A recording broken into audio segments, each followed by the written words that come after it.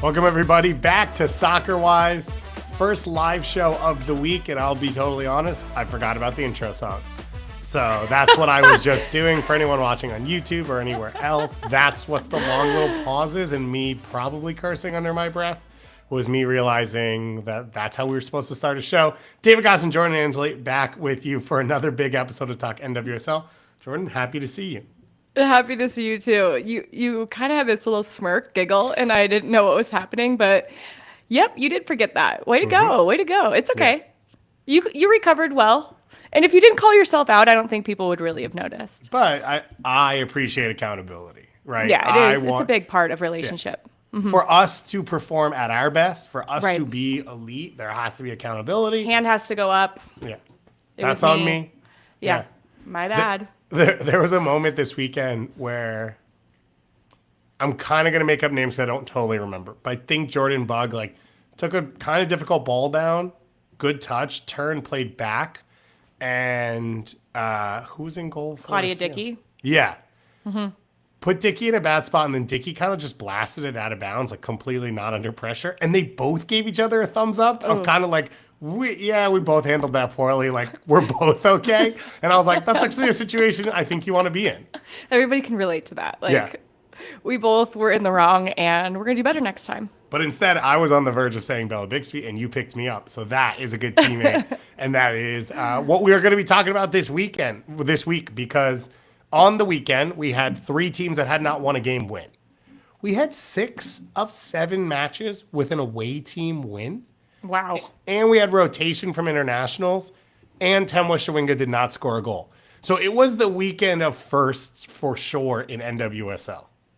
Yeah, it was a wild weekend. And until the Gotham win, which was later, second to last game of the weekend, I was like, are all the road teams going to win? Is that really what's going to happen here? Yeah. And we had never seen that. We had never seen that, even just with the number that it already was, 6. We had never seen that in NWSL. So I guess a record one of those weekend? records, by the way. It's true, which is the percentage is crazy. But when you add teams to a league, you can't be like, this is the most ever on raw numbers. Because we can talk about that with all the things. Yeah. Golden goal, or not golden goal, golden boot. Yeah. You're going to have more games to score in. Right. Blah, blah, blah. It's okay, well, it is what it is. Fair. I don't mind. Yeah, I don't mind either. I like more goals. Yeah. I did not win on the road this weekend. Did you get an away win? I was away, and I had teams that won in the games that I was calling. So technically, yes. Yeah. You'll take the 3 points. I'll take I'm okay it. with that. I'm okay with you taking, we all need points in life. We all need a little bit of a boost. So I think that's totally fair. Yep. Excited to talk about all of this. And then I'm excited to look ahead because this weekend, casual weekend, NWSL, whatever. No. We have the championship rematch and, even more importantly, the Challenge Cup rematch coming up between Orlando and the Washington Spirit. All 3 of the top 3 teams have pretty much been perfect, except for when they've played each other. And Washington right now chasing a little bit KC and Orlando. And this, I think, is going to be a huge tone setter of are they in this convo? Or if they end up losing to KC and Orlando to open up the year, I think it's going to feel like a big 2 with the other sort of parties trying to chase from behind. And that is the exact setup I think we want for a weekend like this. And it's very nice that it's standalone on its own time window and a good time on Saturday for you to kind of build the day around. It is going to be really, really cool and really, really special.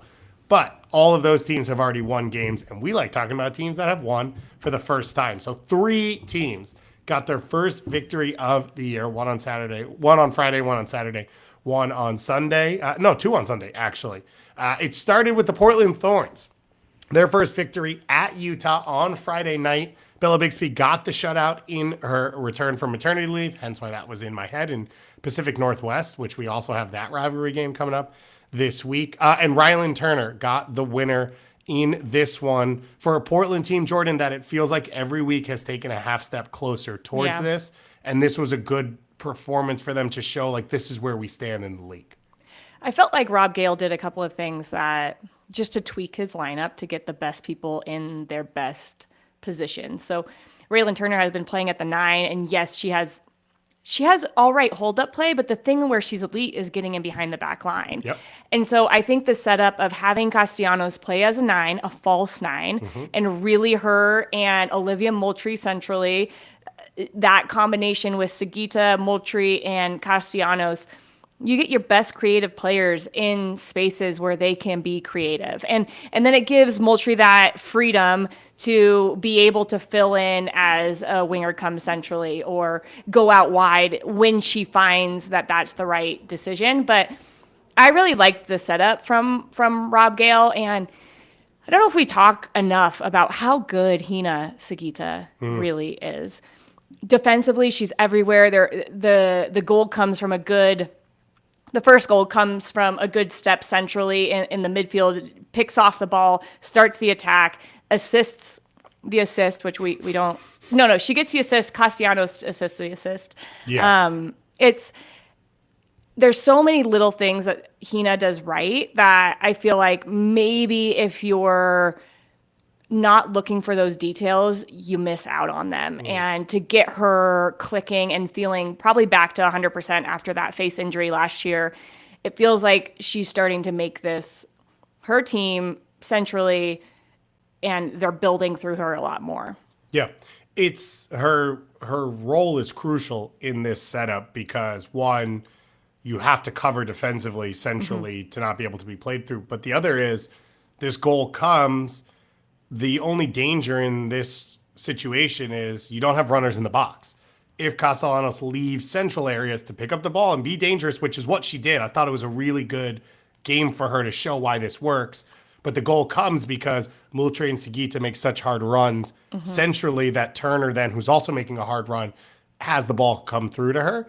Where if it's a situation where Castellanos turns and Sugita's not busting to get in the box and Moultrie is not just being everywhere all the time, like you end up with a left back or a center back on Turner and there's no other options.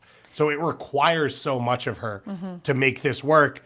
And so when you see it work, it's like, okay, this can be the model of what you can do. And whether I think it works for every matchup is a question mark, because I like the false 9 when you have runners that then want to fill that space. But you can see games in which maybe you have less of the ball and therefore you don't have that reference point to play out through and hold up and get you there. But I think for Portland, the issue has been breaking down blocks, especially at home. This feels like a solution to some of that. And you get Turner in a position where a lot of the time she's just reading the buildup. So she can say, okay, either I'm going to take the channel between the outside back and the sideline, or I'm going to cut through the outside back and the center back and go through that seam. And I think it allows her to have everything in front of her. Another thing is defensively, her role is much more simplified. Yeah. And so she knows, okay, this is what I have to do in that, 4-2-4, 4-4-2 that Portland likes to play defensively. She knows if the ball comes over here, this is what I need to do. It's not so much on like, okay, should I press this defender, this center back? Now do I step back into a midfield to help block the 6? It's simplified. Then it allows her to run. If they do win the ball in transition, the space is all in front of her. And I like that a lot more for her. I will still say, and we are going week to week early in a season, so I probably shouldn't say anything this grand ever. But we like doing that, so might as well. I still think Raylan Turner, and like this is a good way to get a young player on the field in confident areas while she learns the other things. I think in 3 years, she should be the starting center forward, especially if Sophia Wilson is around, and then you unlock her to not have to play that role. I think I've seen enough that she can be elite at that position, which is a tough position to fill. But I like with young players to get them on the field in safer areas where they can normally play in one direction, where the answers are simplified of like, I'm not choosing which way to cut. I'm not building our whole pressure system. Like I'm just reacting to what a Sam Coffey and a Sugita who are experienced are deciding and pushing me into. And that's a good way to get on the field to eventually, I think it's what we see right now with a lot of the young center backs. Like all of them are playing at fullback, which is not their natural position. And there's dangers in that. but there's also simplicity and less pressure to just get comfortable with the speed of play, the style of the league, and all of that as you become a pro. So I'm still on team Rylan Turner center forward, and we'll get there at some point. At the bottom of each of these first ever wins, I have a phrase that says, uh-oh, and then the name of the team. Because for all three teams that lost these games, they're both bad because you lost to a winless team.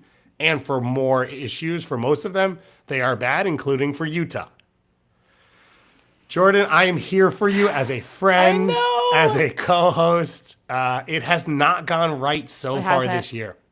It really hasn't. And I think they see some positivity with Guzman coming in at the end of the game. She really gave them a spark, and maybe it's acclimation to a new league and to a new country. She's a young outside back, but Jimmy Kunratz, since he came in, has said our outside backs are some of our most important players in the way that we want to build and how we want to go forward, and she can provide that for them. So it just like there are moments where I don't know. I don't know how close Alex Loera is to being healthy, but I'm thinking Alex Loera is a better center back than Tejada. You push Tejada centrally into the midfield, and then you're stabilizing with some better defenders. But that's a lot of pressure to put on somebody going straight into a center back position after an ACL. And that's not her natural position, but she can play there.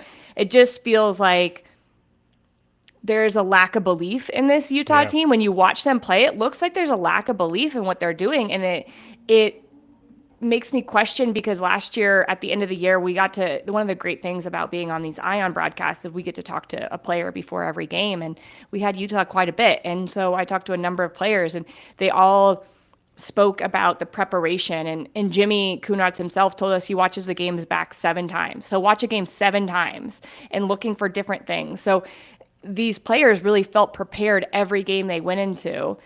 And I don't, so now I'm confused. Is it lack of preparation this year? Because that can bring you confidence, but they don't look confident. Yeah. And so where is what's going wrong here? And I think that's what everybody's asking about Utah, because I don't think we're the only ones thought that they were going to be taking a step in the right direction. And they actually haven't. They've gone in the opposite direction. And they did last year. Like the numbers say, they finished the year at a rate in which they'd be a playoff team.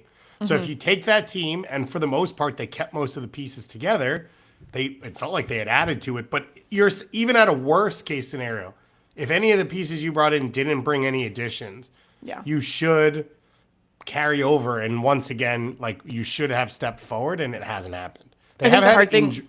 Injuries. I was going to say, Monahan got hurt first game. That hurts because she's kind of an unsung hero, heartbeat of this team.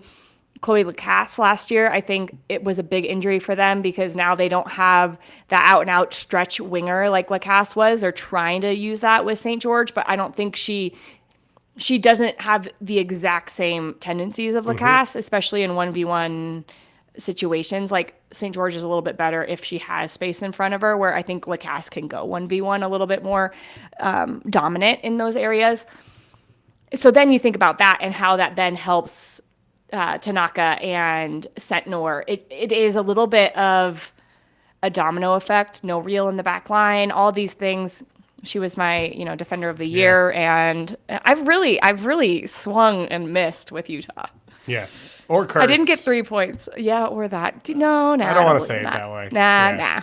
Yeah. It's not the early Denver rivalry that's coming into play. That's in any funny. way. No, it's unfortunate because when it was good, the soccer was great. And yeah, it really was.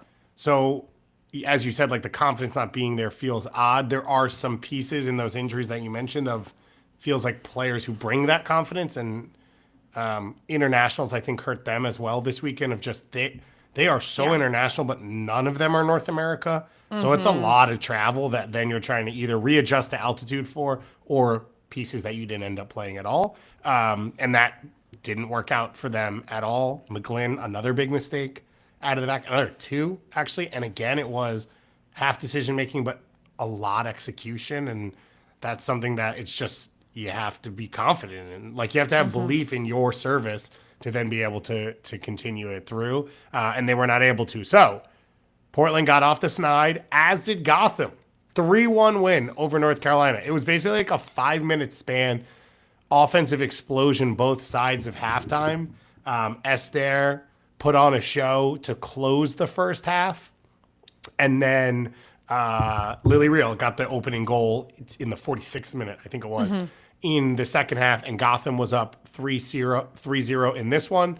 What stood out to me from a setup point of view, Juan Carlos Amoros juggled the back line a little bit. Same character, same names, but Jess Carter played as the right center back in this game. She has experience both at fullback and center back. We talked about this a bit last week of like, maybe it's matchup specific. Maybe if you're playing KC, you want Jess Carter as right back so that your matchup against Shawinga. But it felt like it worked in this one in helping Gotham build out, but making them more stout in transition defensively, which allowed them to commit a little bit more numbers forward and be more dangerous. I thought the first 25, 30 minutes, North Carolina is going to be really disappointed in themselves because they had the better of the chances. They had the better of the possession. And then there was a moment like 35 minutes into the game, right before the goals happened, and it felt like Esther's movement was a little different. She was playing as a 9 at the beginning, but then towards the middle to the end of the half, she was dropping in a lot more and almost interchanging in that 10 spot and the 9 spot. And if North Carolina doesn't finish those chances, like if that continues, it's not as if they didn't have chances. Jaden Shaw hit one off the crossbar. Shinomi, I believe, challenged Berger. And those are the ones that they have to score. Yeah. And the same goes for Gotham, right? If they don't score one of those goals, then they don't see the confidence grow. And within 4 minutes, or within just 5 minutes, Esther gets another goal. These are the ways that the game can swing. And Optajack is a great... Do you follow Optajack? I'm sure you do. Esther has now scored 4 times, or had 4 different games where she's scored within 10 minutes of each other. And she's only, no other player has ever done that more than twice. No other player has done so more than twice since she has joined the league. So she is in this mix of... She's done it 4 times, and no one else has done it more than twice since then. Yeah. So she... And this is what I talked about before the game. I was on the call, is you got to get Esther going. Like, she is the key to this team. She's the confidence in this team. And I thought that there was a real weakness on the right side defensively because of Ryan Williams stepping high, that Gotham was like, all right, we're gonna serve early and get the balls in behind the back line of North Carolina. It leads to a corner kick. It leads to kind of a scramble in the box, but then it's Ella Stevens 1v1 in a situation on that side, on the left side for Gotham, on the right side for North Carolina, and I just felt like they got worn down. And those are the moments where you need Esther to do well, and her movement is it's so subtle on that goal, but it was so good, Goss. The header, yes, where she checks in and then she just like feels the defender going with her, and she stops and drops back to be in the space that she had just created. Like, those are the things that separate you as an elite center forward, and she timed it right to really be the catalyst in Gotham getting their first win. And it's not an easy header, too, of like, that ball's coming at pace. You're very close to goal, so you can't really loop it. If you head it down from jumping that high, it's probably not going to have a ton of force. Like, she had to do exactly what she did, and it was an impressive finish for a team that's like been dying for it. Esther might be one of the best headers in NWSL when it comes to finishing. She scored in the NWSL final on a header. She scored playoffs last year via header. She just has elite timing, and she can separate herself from a defender due to the movement that she has in the box. Yeah, you can't underestimate her, even though she's, 5'3"? That's like one of the things with Esther is she's elite in the air and she's short. She is not like world-class speed. No. But she plays as a center forward and can make make the game hard for you and stretch the field. But when she drops in, I do think that's when she's at her best. Yeah. And I think one of the issues for Gotham so far this year is they don't have the pieces around her to take advantage of that skill set. Like, the talent is there. Rose Lavelle's one of those players who can stretch the field and make those runs out of midfield. That's not Szczepanski right now. Ella Stevens was last year, and I think that's been one of the frustrating things so far is she hasn't really taken up the same role. Like, she's still great 1v1 down the left, but last year it felt like because she had played some center forward, like you saw her making more of those runs. And Portillo, it's not her game. I thought Portillo read Esther's movement well of like came inside and played as a center forward for large stretches when Esther dropped in so that they were filling that spot. And then Midge Burris returned. It came off the bench in the second half, over a year plus out with an injury, and did not waste any time. Like, looked like Midge Burris basically immediately. She's like, all right, how quickly can I get a Meg in? And went through, like, threaded the needle between two defenders, one of them getting megged in that. And I thought she looked really good. She looked really confident. You know, I'm interested to see Midge Purse post an injury. And, you know, I know we get a taste of it here. But one of the things that I feel like she has always been great at is she knows where the goal is and she knows that she wants to go to goal. Yep. And the times where she has been greatest are the times when she has been the provider. Think about the NWSL final. She gets MVP because she has 2 assists. So can she thread that into her game a little bit more? I think that's the biggest thing I'm looking for Midge Purse because she now has really good, and not to say she hasn't before, but she has really good options and targets around her that she can find that final pass, and Gotham is going to have numbers in the box. So it'll be interesting to see how they continue to get her minutes and get her back acclimated to, you know, being more of an impactful player for Gotham. And then Jesse made her debut in this one as well. Center forward position, coming in for Esther later on. But like, you saw the quality, you saw the flair, you see the physical profile of like, okay, this is the full package. And it's been tough for her. I think we talked about it when she came off the field and Manu wasn't the right spot and like so much going on. But it's not like you have to find an unknown player. It's just, can you be an environment that she can tap back into what she's done at her best? And if that's the case, like, this is a whole new option that you're bringing into this team. And I wouldn't be shocked if she can find that of like, does Esther start up top, quote unquote, alongside her, but really playing the 10 if Roosevelt's unavailable? Like, there are so many options. We've seen Ella Stevens playing all these positions. Like, it unlocks a lot of different options if Gotham can get a little bit deeper. And that's, I think, what these players coming in or coming back healthy does for them. And then just really quick on that, then it kind of becomes a 4-4-2 like we see from North Carolina. And Esther playing that Marta role where it's like, go wherever you want to and do whatever. Oh, yeah. What did I say? North Carolina, which is what we're about to talk about, which would love to have Marta right now. Yeah. No, it would not be the offensive setup you would mimic. Yes. So I meant Orlando playing that 4-4-2. Marta can go anywhere, and then they still have speed and pace and creativity in the channels. I would like that because I think GSA is going to be really good for them. It just how do all these pieces fit?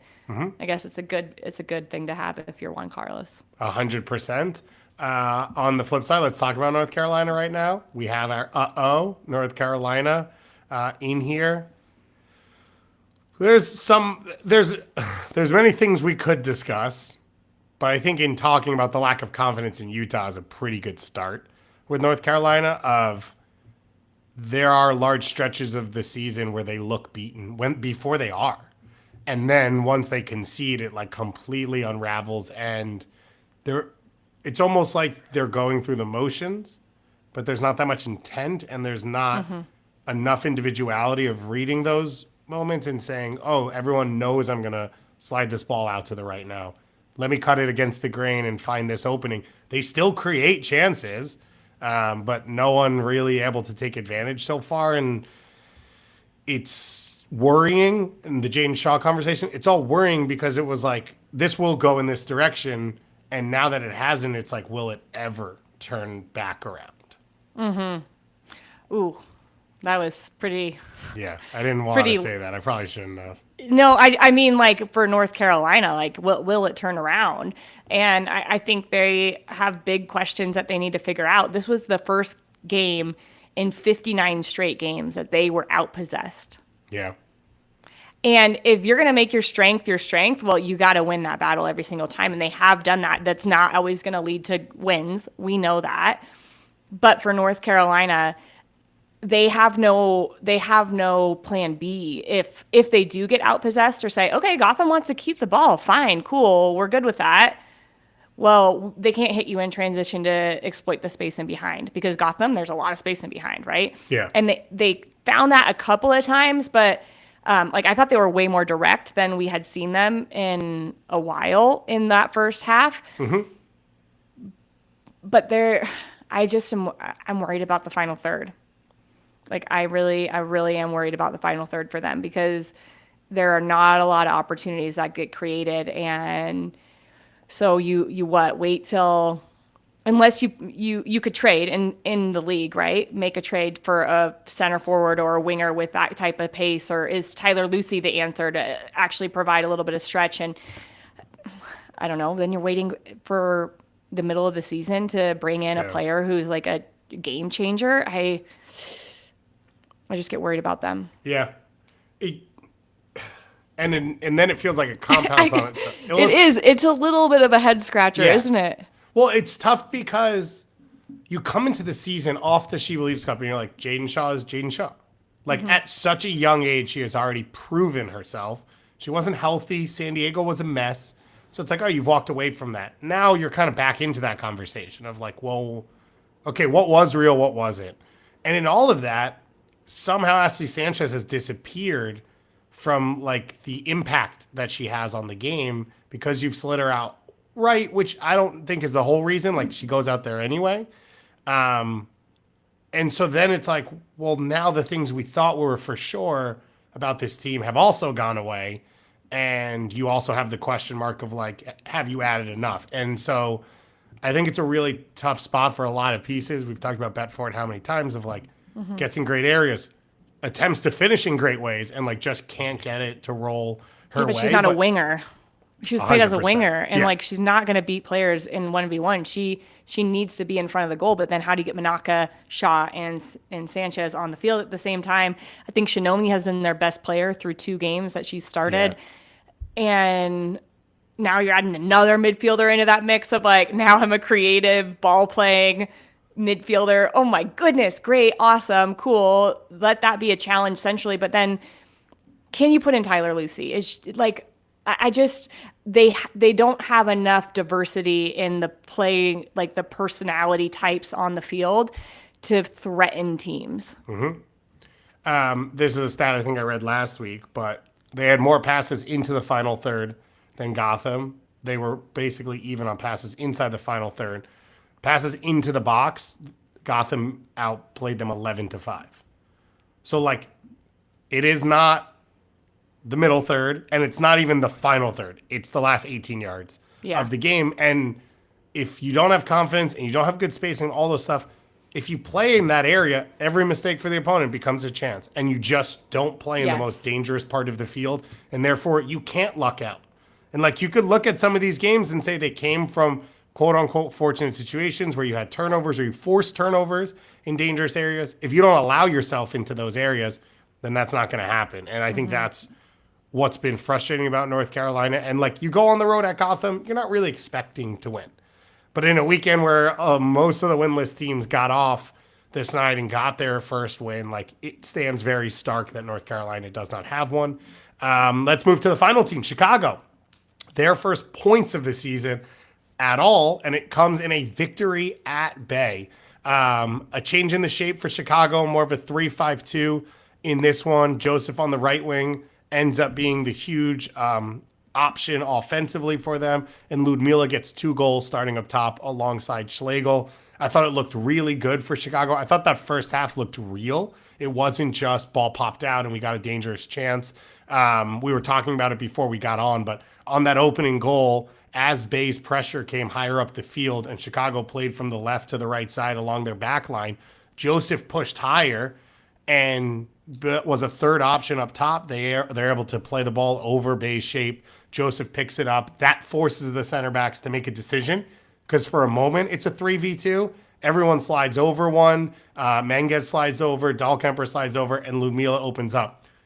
Just the positioning of Joseph in that moment, maybe the bravest thing offensively Chicago has done this year. Like, they have just been so safe in their positioning and safe in their shape that they haven't been dangerous, and they obviously lack some individual quality and flair.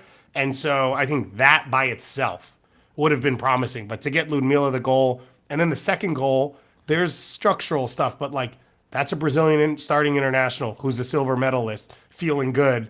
That's what she's capable of. But if, back to the North Carolina conversation, if she's playing in a defensive shape deep all the time and picking up the ball with 4 defenders in front of her and no options, like, you're not going to feel yourself when you're in the box to be like, I can turn Abby Dahlkemper and then beat the goalkeeper with them unsighted. And so those were those moments where I think it looked really good for Chicago. And I thought it looked really good for Schlegel as well, in that, similar to Esther, I think her best skill sets are pulling center backs around and dropping into the pocket and creating for runners past her. And when she's a lone forward in a 4-5-1, those attributes don't affect the game because no one can take advantage. No one's close enough to play off her or close enough to fill the gaps that she's able to create. And you saw in the like little outside of the foot through ball to Joseph early on, and you saw in the way she was able to affect the defenders for Ludmila to get openings of like her at her best. Can you win NWSL Championship with Ali Schlegel as the center of your attack? I don't know. But it felt better in this game than it has so far all season. Just in general, this shape might be good for Chicago because all of the relationships, like, you have more players around you. You tend to have more players around you, even if you shift from, like, you switch the point of attack, right? It just feels like there's a player to your left, there's a player to your right, and there's an option centrally forward. And not just one option, there's two now, with Schlegel and Ludmila playing a little bit more centrally. And for them, they've just needed to simplify. It really helps that they have Sam Staub back, and she is going to add a different level to what they can do defensively, because she's just she's a solid defender. She can communicate well. She can lead the defensive lines with her voice vocally. And she has the ability to help them stretch and go quickly if they want to. Her distribution is really good. So I think the simplification for Chicago, there's like nuances that you talk about, right? About the how you go from a 3-5-2 to a 3-4-3 quickly, right? With Joseph getting high on the back line. But really, it's about, can we provide angles of support for the player on the ball so we can keep possession a little bit better? And they needed to do something different. So I was really happy that happened because, that wasn't working, what was going on before. And Joseph, she's been brought into the Rising Stars camps. Like, there's a lot of promise there. But again, a player who like hasn't really been put in a position to succeed. And in opening up the game, opposite of what you just talked about, okay, if you have Mal Swanson and Ludmila, great. Make the game open, isolate everyone as much as humanly possible, because you've probably got the two best 1v1 open field options. You take Mal Swanson away from that, though, and it doesn't work. So now you do have to readjust. It's taken a while to figure that out, and hopefully this is a step forward for them and like gives them some confidence to build off of. Having Maitane back into the team, I think, also is a player who's comfortable in those tight situations, can link off players, obviously that Spanish style of like playing quick 1-2s and all of that, and then Staub being able to build out through those options as well. We saw, I think it was the Louisville game, maybe the game before, where it was like multiple times or at some point Staub was like, I have no options and no runners, so I'm going to dump this into the channel and see if someone runs onto it. And you could see the frustration on her face of like, that's not what I want to do, but we really don't have other options. So now you're creating more options inside of all of that. And huge moment for Chicago. I didn't watch this live, and I was shocked when I saw the score. And it's like, it's a regular season game, but the way Chicago had played so far and at a Bay team that had looked fairly good and had started their, what I think many of us think is their best 3 attacking options up top. And so to get the victory in this one, to hold on after giving up the goal that made it 2-1, like a lot to like for Bay, some tough individual defensive moments. And I think a question mark right now, like how the attack fits together. It was Kunananji's first start with both Lima and Oshuala, and it was Oshuala and Kunananji's first start together since the first game of the season. And Albertine Montoya has talked about like other players have earned their way in. And I understand that, but also like you're going to win a championship if Rachel Kunananji is the best player in the league, probably. Like that's the pathway to that. And so you have to find a way to get there. And unfortunately, Oshuala has not been that player as a 9. I know she scored a number of goals last year, but about half of them were from the penalty spot. She is not providing consistent enough hold-up play. She is not a good enough target in the box right now. I don't see why, after we talk about maybe Esther and even Marta on other teams, how they're playing a little bit more of a false 9, why you wouldn't play Tess Bodie in there and try that with those 2 fast players on the channel and see if that overloading of the midfield can then release Kunananji in isolations a little bit more, Lima in isolations a little bit more. But as much as I want Oshuala to work, it doesn't feel like it's working. This is I probably should have had this in my head. This is the 4th game of the season. How long do we have to wait before we do our first rookie rankings? Because Huff is fun. A lot of these players are fun. Yeah. Rookie rankings? Yeah, how long do we have to wait? Like, how much of a sample size do we need? 8 games? I like 8. I think that's good. Yeah, Huff is good. I like her. In 1 month, that's something for you. Huff is awesome. Both sides of the ball. And a lot of the rookies that have come in and play centrally have been similar, where you're like, the quality of player and not just the athleticism is off the charts. I like her a lot. Which takes us into probably the best young player, Claire Hutton, and Kansas City. Temwa Shawinga came into this weekend tied with, as we know, Temwa Shawinga for the longest goal-scoring streak in NWSL history. I think it broke a record that had originally been set last year by Temwa Shawinga. So there was like a real competition of different options in all of this. Shawinga did not score. Kansas City did win. They won 2-0. You were on the call for this one, Jordan. What did you make of their performance? They just scare teams. Really. Like that's my biggest thought watching Kansas City, because San Diego did not look like themselves. They looked timid in the way that they were playing, scared to play through those central channels, which they have broken teams down with before because they didn't want the ball to be picked off and go in transition any other way. They just make teams have to adapt the way that they play because of their high pressure, their good defense, and the pace that they have going forward. I thought Kansas City did a good job of finding Dabinia as much as they could. I said it on the call. I will say it a lot. I think Dabinia is playing at MVP level. She's getting the ball often. She doesn't look like she's forcing anything. She's got a step back from what she had last year. She was like up and down with injuries. She's healthy. She is confident. And how she's playing is allowing Kansas City to get the best out of all the players around her. And yeah, they just made San Diego look like a shell of themselves. It was not the game we had talked about going into it. I know. It was such a bummer. Yeah. San Diego would play bold. They would open up the game. They would push Kansas City. I think a large part of that is that fear factor, which is odd in just having gone to Orlando and held your own to not come back. I have a question. I think they're 2 different teams, like way different teams, right? You stop Banda. Yes, Marta can create, but if you stop Banda,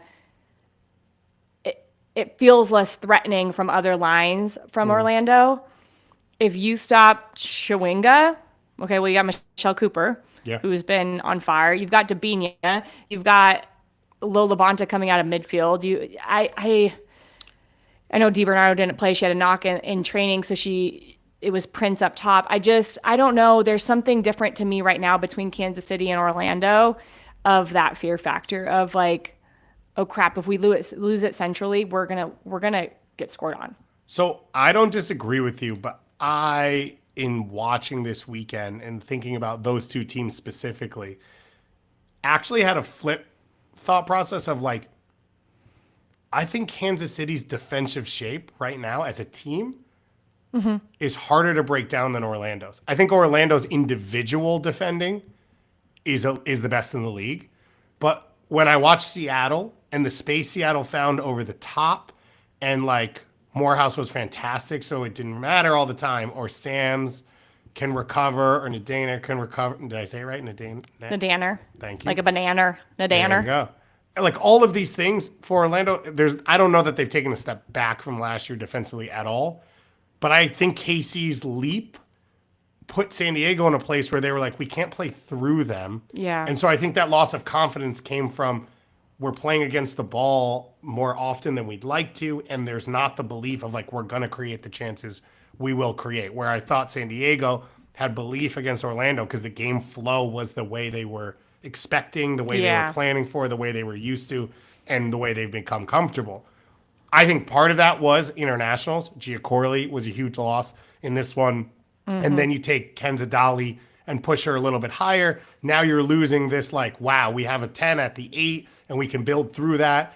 I thought Trinity Armstrong, who I think we wanted to talk about as one of the big name players that came in, looked fantastic defensively, but was a different option offensively. And I just think of a few moments where she misplaced the pass to the wrong side and didn't want to open up and go up the line, so it became a bit more predictable. I think a lot of that affected San Diego as well.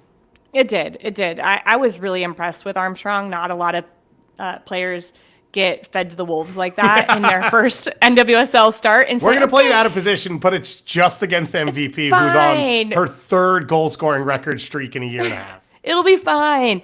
But I thought her timing of when to pressure Shawinga, when to beat her or follow her into space and behind, those types of decisions, she did a really good job. Yeah, you're playing from college to pro on the ball, especially playing against that defensive that team in Kansas City and how quick they can get pressure to you. You're going to make mistakes. You're not going to complete a lot of your passes. But I thought that what her responsibility is let's not let Shawinga score, and she did a really good job of that. That was another thing. Those two changes that you said. If you don't have Corley up high, you can't be as brave playing through the lines to a pocket.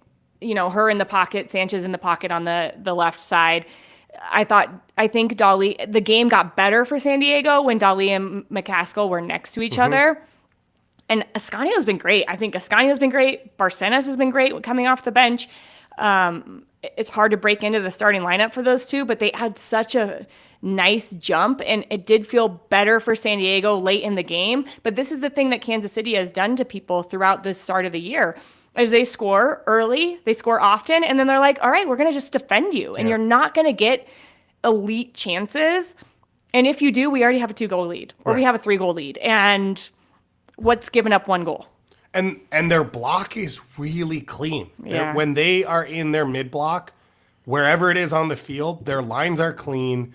They have really good positioning to cut off passing angles through them. And then they have ball winners in Labonta and Hutton. Of like, if you play into their shape, they're going to win it. And then they're going to launch the counterattack and all of that.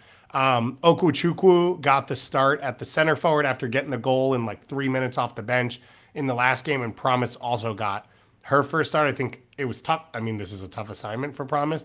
What did you see from Okuchukwu of whether or not she could be the option over Leon or as part of that attack? I think it's good to get a young player a start. She looked young in moments. And the times where I really saw it for San Diego, and I actually mentioned it in the second half, is when San Diego would clear a ball just looking for the forward or play the ball into the forward's feet. Oftentimes, Leon would already be there and either get in front of the defender and draw a foul later in the game. And those were the moments where Okuchukwu was like a little bit late, fouls Sharples, and then Kansas City has a free kick 30 yards out, and you're like, oh gosh, great. So there was a little naivety to Okuchukwu, but I think she's in a really good spot where she can learn and doesn't have to have the burden of being the starting center forward. Adriana Leon was with Canada, played in both the games, was player in the match in one of the games, like had a heavy load for her. So they didn't think they could start her. And it's nice that you can get minutes to a player like that early on in Okechukwu, but I feel like it's a good spot for her to continue to learn and then come on in games and maybe be a 15, 20-minute impact sub. Great news. Michelle Cooper, the latest from Vlatko, is she's day-to-day, that the injury is a lot better than they had assumed right when it happened. Very scary to ankle. see. Yeah. Well, and the slip of the field is like, you have no idea what happens. Off of that, you said it, she has been arguably as good as anyone else in the league. It's why she started for the U.S. women's national team and didn't come off the bench, because she's played that well. So to have that come into your team, like, they're deep. Bia back. They're deep. DiBernardo out, and they still got to win. How good is Bia? Yeah. I can't wait till she starts. Yeah. Do you have any change of idea before we move on of, like, everyone healthy, your best 11 for Casey? Oh, my gosh. Or at least that attacking... I don't. I mean, you have to play Bia. You have to play Bia as the 9. You probably keep your wing. I mean, I guess if everyone's healthy, right? That's the big question.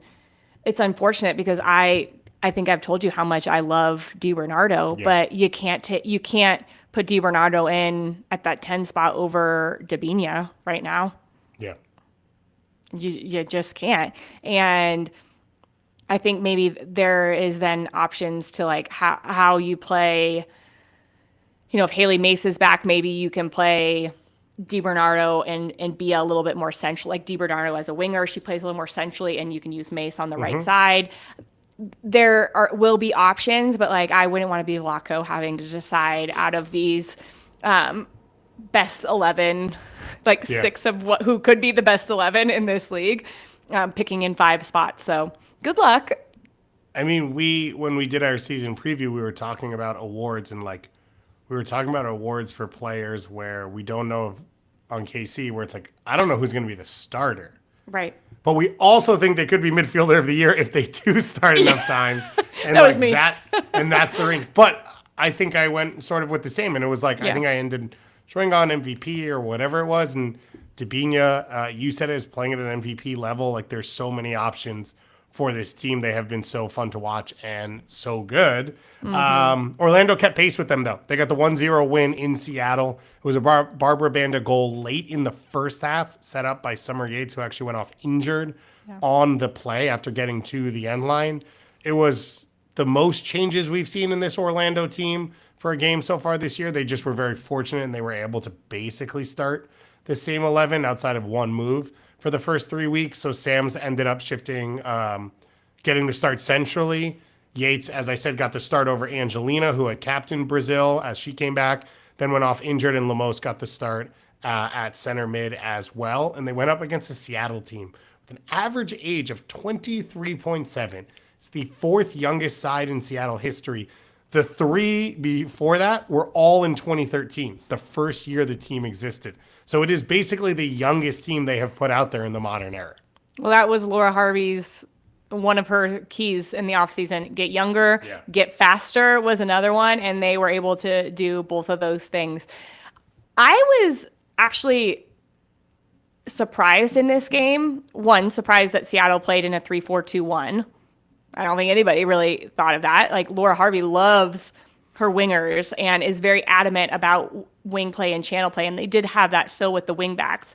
But I was surprised because I didn't think Orlando controlled the tempo of this game. I thought Seattle did, and I don't feel like we've seen Orlando be, I don't know if uncomfortable, but they looked uncomfortable at moments. It wasn't the whole span of the game, but they really struggled on figuring out. I liked this look from Seattle, and I think it enabled them to really flood the midfield centrally, push the ball wide to the outside backs, which Orlando do play through, but then they could go and press that player and win the ball back in maybe a 3v2 in favor of Seattle in the channel or in that half space. Seattle just did a really good job of their commitment to this formation, and they had a lot of pace out there. it wasn't just Darlene starting at the left back. It was, or left wing back. It was Meza centrally, McCammon centrally, Mercado as one of the two dual 10s. I liked Mondesir, but I like her in that position a little bit more centrally because she can get in behind the back line, and we saw that a lot. I kind of feel like I'm going to like this Seattle formation. Yeah, I liked it too.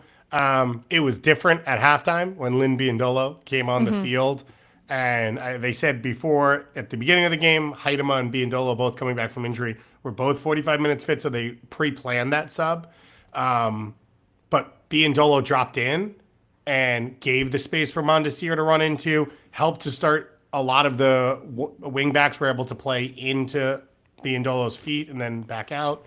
I thought a lot of that made it more dangerous for Seattle, where in the first half, I thought they found the space over the top, and then everyone was isolated once they got there. Like Mondesir got into space and it was like 1-on-3, and there wasn't or really 1-on-8 one time. Like there was so many Orlando players back, and there was no second option, and there wasn't a lot of threat in a lot of it. And so I thought it got better as the game went along, but I liked a lot of it as well. I really like when Sirena Gorcevic is on the field. I just think she's scrappy, but I want to see her central as well. And so I wouldn't hate to see her get a start at that center forward spot or one of the center forward spots if that's what you end up doing, because that's a player where you could play into her feet and she will lead the counter press and like all of those things. Either way, it feels like Seattle's figuring it out, but there are bright spots throughout these games that we didn't see last year where like wherever it's going is a better direction. And at some point, Laura Harvey's going to have to decide like our identity and who we are. But getting your big offseason acquisition on the field for the first time on top of all of that is a pretty big positive. It's huge. And I know earlier we talked about some of the players playing more significant minutes because international players were gone. Fishlock and James Turner away with Wales. And Laura Harvey has been pretty adamant that she is going to provide the platform that they need to go compete in their first ever big tournament, which is the Euros this summer. And she has, I love that about Laura Harvey, is like she understands what's at stake, and especially for a lot of these players. But I was really impressed with Sam Meza. I thought she did a good job covering space. I was just trying to see how many. She had 11 recoveries, won 60% of her ground duels. It felt like she was able at times against one of the most important things I think against Orlando is if the ball does get into the forwards, are the central defensive midfielders double teaming. And man, she was there every time. And Laura Harvey credits a lot of her going to play in the Super League and getting some minutes under her belt to where she's performing now. And man, that looked really good. I was really happy that Meza had that performance and was able to help Seattle centrally. I know they don't get a win, but they're all gonna look at that performance and be a little bit more confident about utilizing Meza in different roles as the season continues. And when they don't have James Turner or Fishlock available, they'll feel confident that Meza can do a good job. Yeah. Last one for me is I thought McLaren looked really good following whether it was Banda or Martin to midfield. And then if they'd win the ball back, she'd actually stay high and like be a part of midfield, which I thought was a really cool aspect for this team to just add another ball player in there. And I thought it changed things for Orlando and was something they had to react to. In saying all of this, Orlando won. And like that's the reality. That's what I mean. Yeah. But that's the reality for this team is like, if they are playing in third gear, they get victories. They get shutouts. Like, that's how good Orlando is. And right now at the top, it feels different. Washington kept pace with a 2-0 win over Louisville. That takes us into this weekend.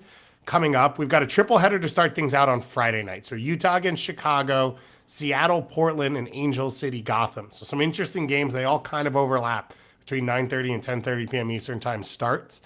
So we can all hang out. If you are not already, subscribe to our Patreon and get you access to our Discord. We have a live chat. We've got an NWSL chat. So like people will be in there talking and enjoying all of these games. Seattle Portland is obviously a fun one with the regional rivalry, with the history that they have, what that game could mean. And two teams, as we said, that are still finding themselves, but come in decent form into this game. That's going to be really fun. And then Angel City Gotham, also an interesting one.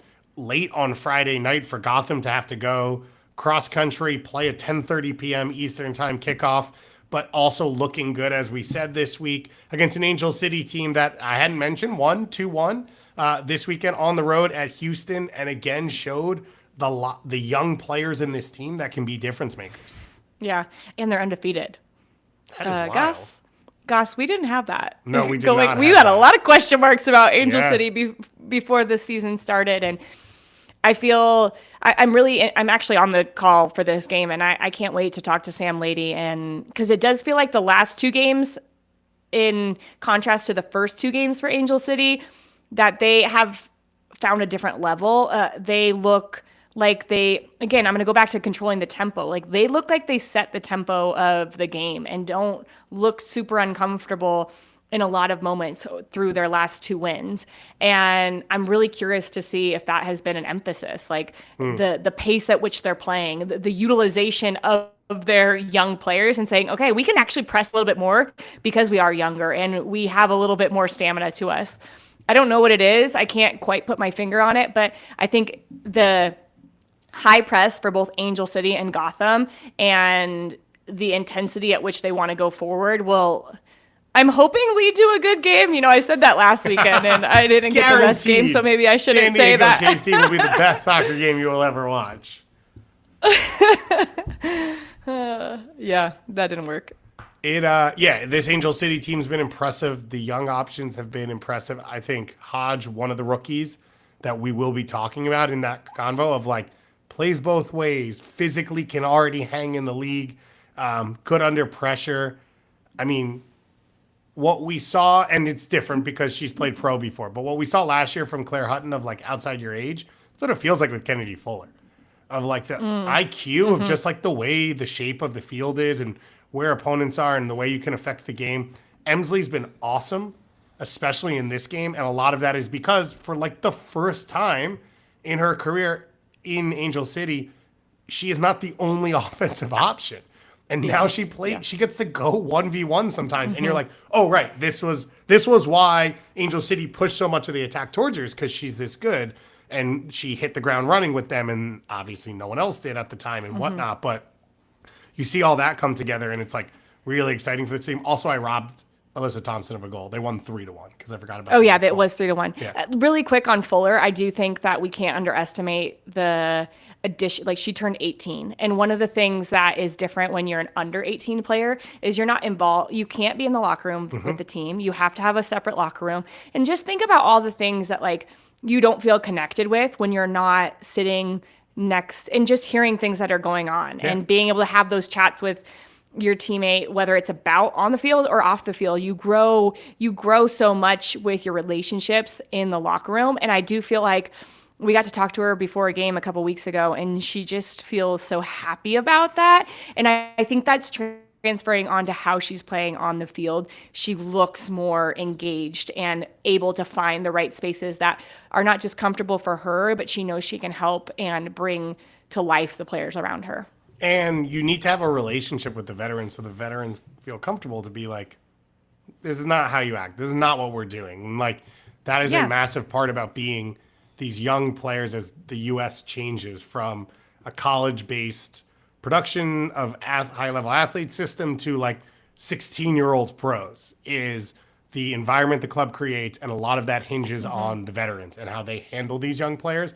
And just to have a relationship, like a deeper one, is massive to being able to perform at a high level and be a part of the team. I think that's a huge thing. And she has been incredible so far this year, to the point where like the year started with Kennedy Fuller's filling in here. They still don't have a head coach. We don't know when Dufour will be fully fit. Zellum coming back in, so they'll move pieces around. And now it's like, nope, that's her spot. And other players are going to fit into the team in other positions. Those 3 games are on Friday. There's no games on Sunday. The rest of the games are on Saturday. And there's a big one. It is that NWSL Championship rematch, technically Challenge Cup rematch. It's 5 p.m. Eastern time on Saturday. As I said before, Orlando hosting Washington, technically for the second time this year because of the Challenge Cup, which I wrote down because I kept calling it Commissioner's Cup in my head, which is the WNBA, because I watched the WNBA draft on Monday, and like that was in my head, and that's been messing with me.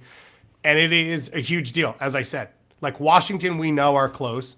Washington are healthier now than they were in the Challenge Cup. So they already can, I think, show more of what they're capable of. Lacey Santos is playing unbelievable at this point. Hatch's goal this weekend, because she set the 50 mark for her career in NWSL. It was her 50th for Washington, which is third most for one team in NWSL history, behind Christine Sinclair and Megan Rapinoe. So if you're on lists with those names, you're doing something right. And Rodman was able to play the second half on Saturday, and so got a good 45 minutes in. And so I think for Washington, this is like yes, we want to finally show what we think we fully are, and we want to do it in front of everyone. We want everyone to see it, and this is your chance. Yeah, I agree. And I am interested in this game because we just talked about Orlando playing Seattle in a 3-back. Well, what has Washington been playing the last couple of games? Granted, it's a 3-4-3, which I love. It's aggressive. It gets their players in the best position. I really have loved over the last 2 games watching Trinity Rodman decide, is it an isolation moment or is it a fill the midfield or fill the center space moment? And her decision making in those and what Jonah wants of her, I'm not quite sure, but it feels like she's reading the game really well. But it was a challenge for Orlando to create much against the 3-4-2-1 in Seattle. How are they going to look? Which against Washington, who does some of the similar things. They do look like they're in a 4-back at times. It really depends. But I think one of the things that I have liked about this for the Spirit is Narumi and Santos. Like, I think it's a lot of defensive work for Santos, but it actually then allows her to have space in front of her to move into. They lose her being in that high pocket, Goss, which we talked about a lot in the outlet. How do they get that maybe a little bit more with Morris or a little bit more? You don't want to always ask Rodman to do that, to come inside. But I think that that's the next evolution for them. But it's go ahead. I don't mind. One of the things I don't mind about it for Lacey Santos is I don't love that she was always picking up the ball with her back to goal. Not that she's going to like eat up space like a Croy Bethune, but it just feels like it felt like from a size point of view to have defenders constantly coming into your back. And like she was quick to bounce the ball, right? She's quick to get out of possession, but it just feels like she's more involved in different ways now. And like, she can play quick 1-2s to eventually get goal facing forward or then instead slip the pass. And it just feels like the player she is, which to me is like that true 10, but covering ground to connect the game rather than long passing. This is a role that kind of fits those spaces. And she is the best player right now in the channel or the half channel inside, right at the corner of the box. That's where a lot of her assists have come. Yeah. Her set piece goal comes from there, but that's different. But also playing a little deeper, she can let the wing back get in, and then whoever's playing on that side, if it's Rodman, then there's already a 2v2, and she could come late. And that late run to help make it a 3v2 in moments is where she can often find herself wide open in her favorite area of the field with her favorite target centrally in Ashley Hatch. And I think it's going to pose a lot of problems for Orlando. I'm interested to see how the 3-back maybe defends Marta, Watt, Banda. But right now, I'd take Rebecca Bernal maybe over any center back in this league because she is playing so well and is maybe the Swiss Army knife that Yona Heraldes needed because she can play. There's moments where she steps into the midfield. There's moments where she's in a 3-back.